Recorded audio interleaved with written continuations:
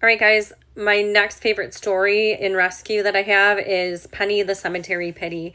And if you guys have been here for a while, you probably know this story, but she is one of my absolute favorites. I got a message from a woman saying that a mama dog had been dumped at the cemetery without her puppies. She'd been circling for weeks looking for those puppies and was very attached to this woman that managed the cemetery. But unfortunately, that woman could not take Penny home with her. She had a dog aggressive dog at home, but it was breaking her heart. Penny would be by the door every morning waiting for this woman to get to work. But the owner did not want Penny at the cemetery and wanted to youth her, guys. He eventually gave the woman permission to get her spayed and to try to find a home for her. And that's where she reached out to me and asked if I could help. I told her I was at a max with fosters, so I couldn't foster her myself, but I would come out to the cemetery and meet her and try to find her a foster or a rescue to help. So I started going out to the cemetery every couple days on my days off or after or before work.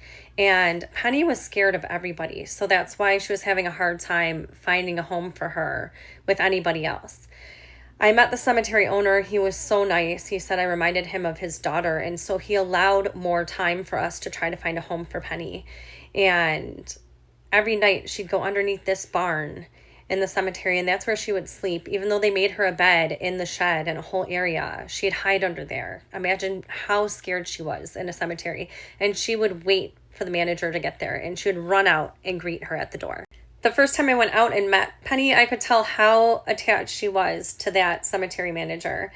And after weeks, I think, of trying, it was probably about 3 weeks, I was able to find a foster for Penny that said, I've helped heartworm positive dogs. She was heartworm positive also. And she said, I will give her a try. I will foster Penny and try to find her a forever home.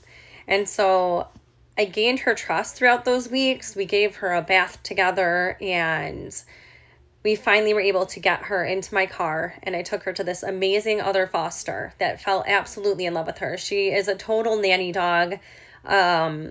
She is sweet to everybody that she meets. She was so sweet to this foster's kids.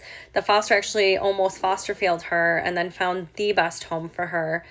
And she has a fur sibling. We get all these updates. I'm sure you guys have seen the video with her little shoes because the pavement is hot in Texas.